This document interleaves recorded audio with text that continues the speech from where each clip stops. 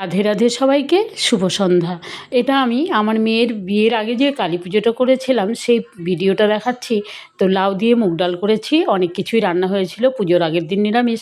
আর এদিকে পুজোর ঠিক শুভ লগ্ন উপস্থিত হয়েছে। আর দেখো পুজোর আয়োজন করেছি। আর ঠাকুরানী মা ঠাকুরানী ভোগের রান্না করতে ব্যস্ত হয়ে গেছেন। আর মা কিন্তু শুভ মুহূর্তে ঠিক শুভ লগ্নে আমার বাড়িতে প্রবেশ করেছে। আমার বাড়ি বলবো না, মায়ের কৃপায় বাড়ি। তাই যাই হোক, মা একদম সঠিক জায়গায় এসে বসেছে। আর কীভাবে বসাবে এই বেদিটা কিন্তু রবি করেছে, গৌরীর বর রবি। গৌরী আমার বাড়িতে কাজ করে। পুরোহিত মশাই কিন্তু মাকে সাজানোর জন্য একদম রেডি হয়ে গেছে। শঙ্খ সিঁদুর সব শাঁখাপলা আমার ননদ খড়গ পরিয়ে দিচ্ছে, সুন্দর করে সাজিয়ে নিচ্ছে। মহাদেবকে পৈতে পড়াবেন এখন পুরোহিত মশাই, তারপরে কিন্তু আমি বরণ করব। তো আমার বরণ ডালা রেডি হয়ে গেছে, ভীষণ ভালো লেগেছিল। আর ছোট্টবেলায় আমার ছোটো মেয়ে ভীষণ অসুস্থ হয়ে যায়, তার জন্য আমি হঠাৎ কী যেন মনে হলো মেয়ে যদি ভালো হয়ে যায় আমি কালী পুজো করব। কিছুদিন আগে মাসান পুজো করে এসেছি। আজকে কিন্তু আমি ঠিক মেয়ের মঙ্গল কামনায় মাকে পুজো দিয়ে তারপরে কিন্তু মেয়ের বিয়ে দেবো।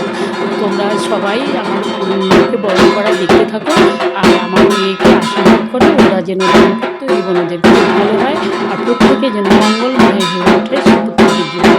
আমি ঢাকের তালে বরণ করছি। মা ঠাকুরন রান্না করছেন ভোগের রান্না।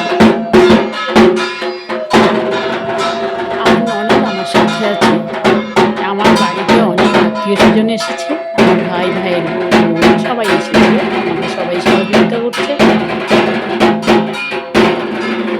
বিয়েতে সেভাবে আমাদের ফটো ওঠানো হয়নি, ক্যামেরাম্যান আমাদের কী বলবো এটা বলে বোঝানো যাবে না। যাই হোক, আমি এই কালী পুজোর ভিডিও তোমাদের কাছে ছেড়েছিলাম, পুনরায় আবারও করছি, কারণ কিছুদিন আগে বিয়ের কার্ডের ভিডিও তো দিয়েছি। এবার ধীরে ধীরে মেয়ের বিয়ের পর্বগুলো আমি সেরে তুলবো, নাহলে কিন্তু মরণটা জায়গা নিয়ে নেবে। মাকে বরণ করে নিয়ে আমি বরণ পর্বটা এখনও শেষ হয়নি, আবারও হবে।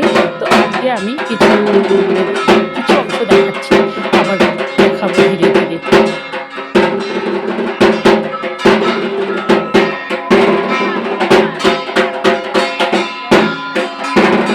আমার নন্দাই সবসময় আমার পাশে ছিল, আছে, খুব ভালো, আমাকে খুব সহযোগিতা করে।